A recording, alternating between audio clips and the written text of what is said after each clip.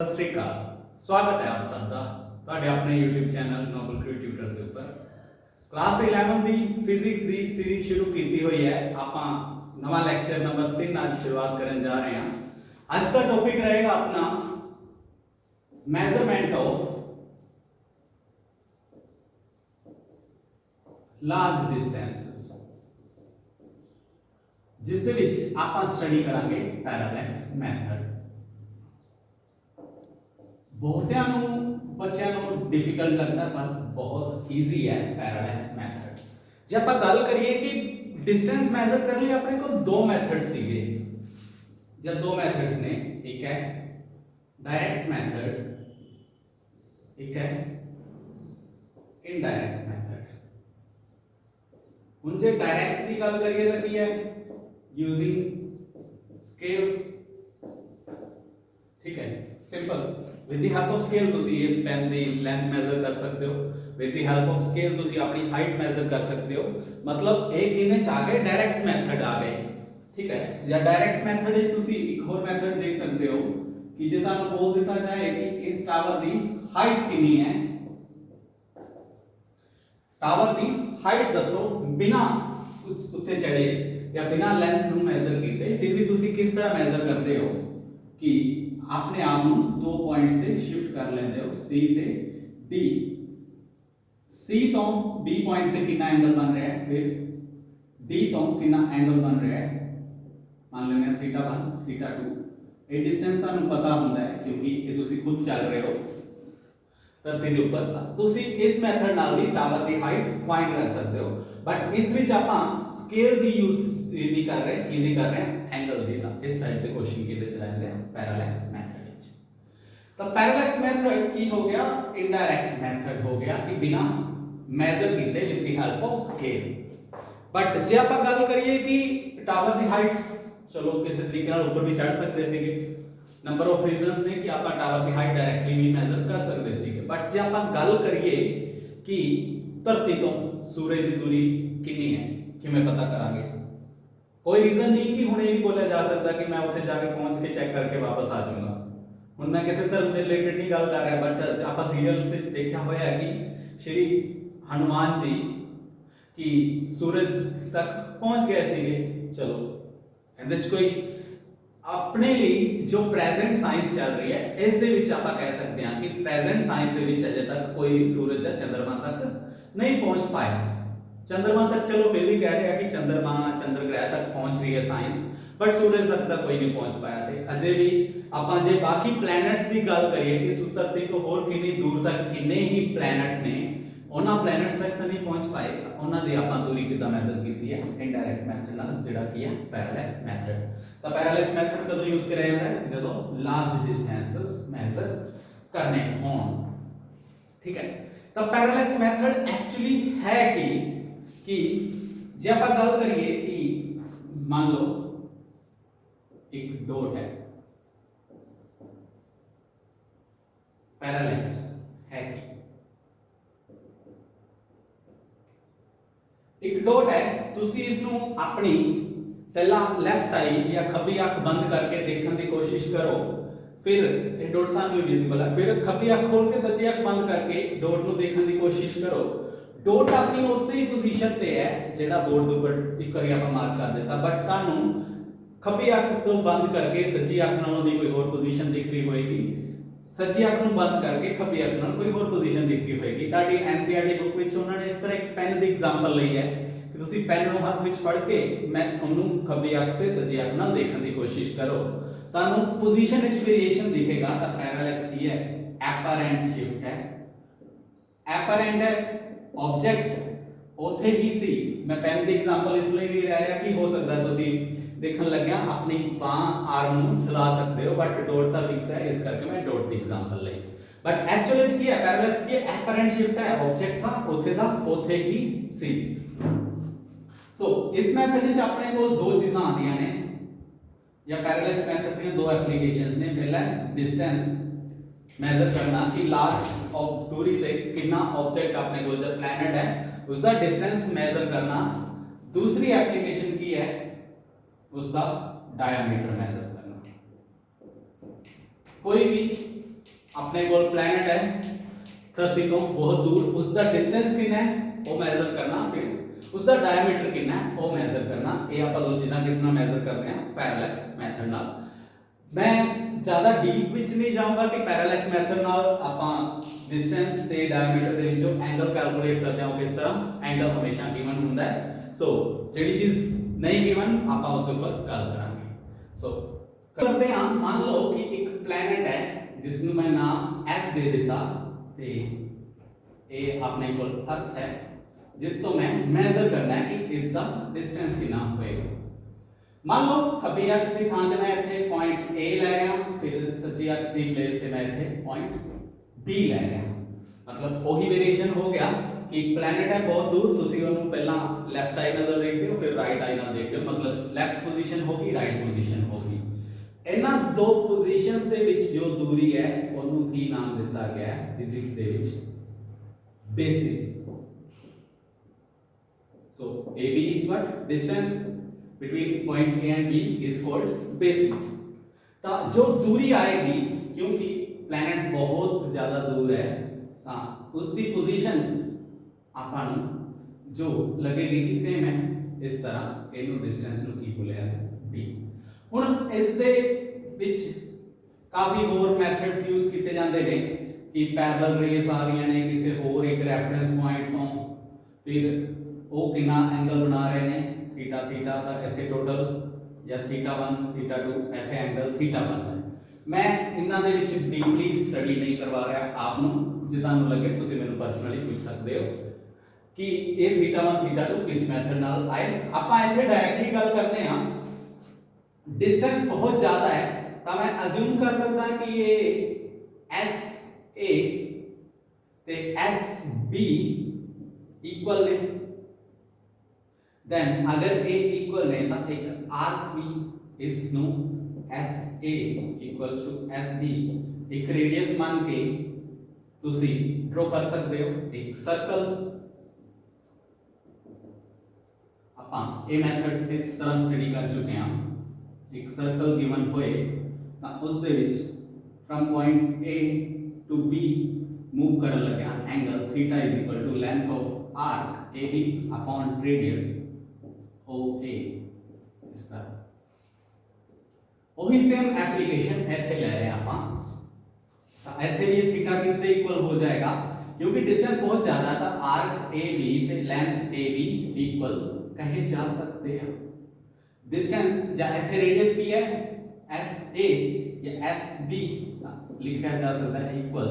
So that is AB arc नु मैं AB लिख देना अपॉन डिस्टेंस D लिख देना। So theta is AB by D।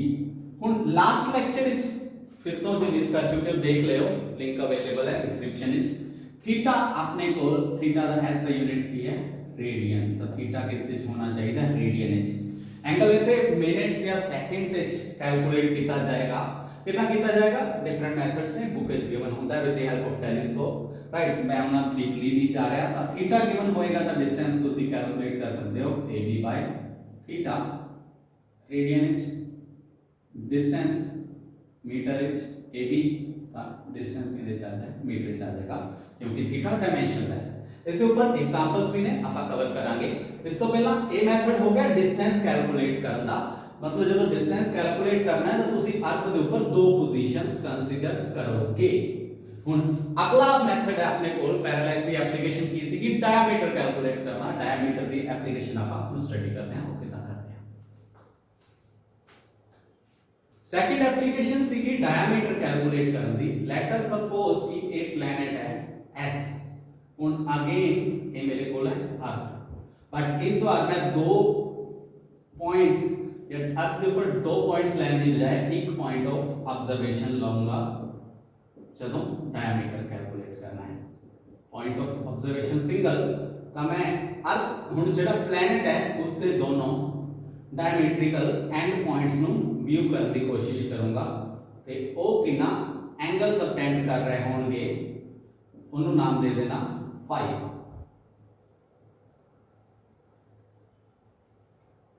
एक है डिस्टेंस जो लास्ट आप कैलकुलेट कर चुके हैं तो एक ही आ जाएगा डायमीटर।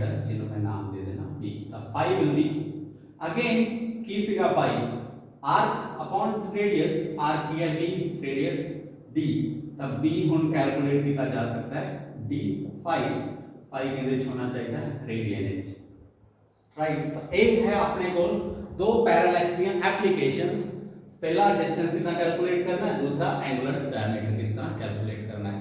ਹੁਣ ਇਸ ਦੇ ਉੱਪਰ ਕੁਝ न्यूमेरिकल्स ਨੇ एक्सरसाइज एग्जांपल्स ਦੇ ਵਿੱਚ ਆਪਾਂ और डिस्कस ਕਰਦੇ ਹਾਂ। एग्जांपल नंबर 2.2 क्वेश्चन ਤੁਹਾਡੀ ਸਕਰੀਨ ਦੇ ਉੱਪਰ A man wishes to estimate the distance of nearby tower from him. He stands at a point A in front of the tower C and spots a very distant object in line with AC. He then walks perpendicular to AC up to B, a distance of 100 meter, and looks at O and C again. Since O is very distant, the direction DO is practically same as AO, but he finds the line of sight C shifted from the original line of sight by an angle theta, that is 40 degree. Estimate the distance of tower C from his original position. ठीक है, तो simple question parallax method ਨਾਲ ਕਰਨ ਲਈ ਬੋਲਿਆ ਗਿਆ directly theta given है। मैं वही चीज बार-बार बोलदा कि थीटा गिवन ਹੁੰਦਾ है। सो ਉਹਨਾਂ ਕੀ किया डिस्टेंस फाइंड करिए। क्वेश्चन बहुत इजी है। टावर है C AC A तो B पॉइंट तक मूव कीता A ਤੇ B ਦੀ दूरी 100 मीटर है right.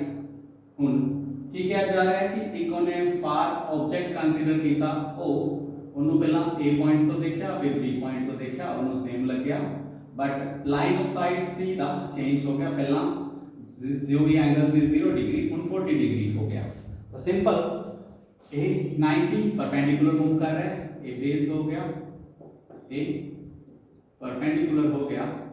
So tangent of 40 degree is P by B जो आप फाइंड करना है। So base will be 100 upon tan 40 degree that is 190 metre. Simple question सीगा। मैं फिर तो बोल रहा है कि थीटा गिवन होएगा जब पेपर में क्वेश्चन आएगा थीटा की वैल्यू 45 डिग्री या 30 डिग्री होएगी क्योंकि 40 डिग्री की वैल्यू तो अपन पता नहीं तो कैलसी अलाउड नहीं है बट फिकर नहीं करनी क्वेश्चन इजी रहते हैं।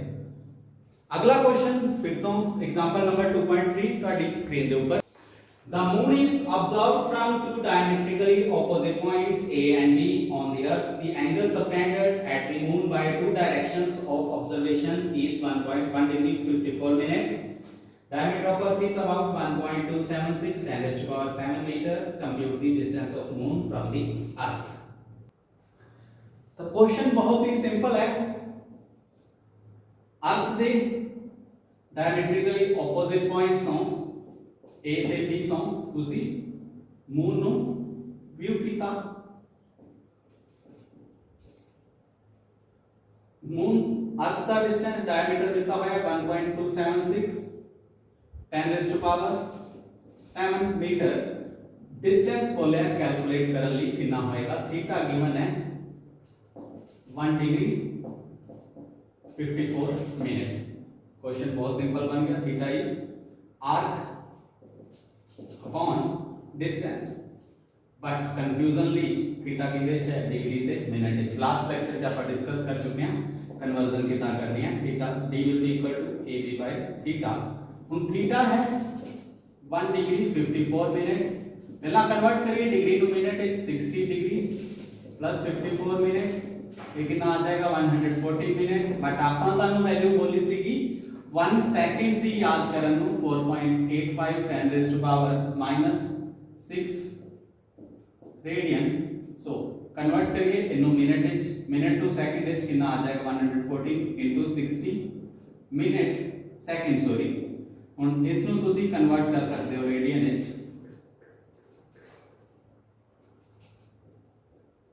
ਤਾਂ ਇਹ ਆਨਸਰ ਤੁਸੀਂ ਕੈਲਕੂਲੇਸ਼ਨ ਇਹ ਮਲਟੀਪਲੀਕੇਸ਼ਨ ਤੁਸੀਂ ਕਰ ਸਕਦੇ ਹੋ। ਹੁਣ ਇਹਨਾਂ ਨੇ ਕੈਲਸੀ ਅਲਾਉਡ ਨਹੀਂ।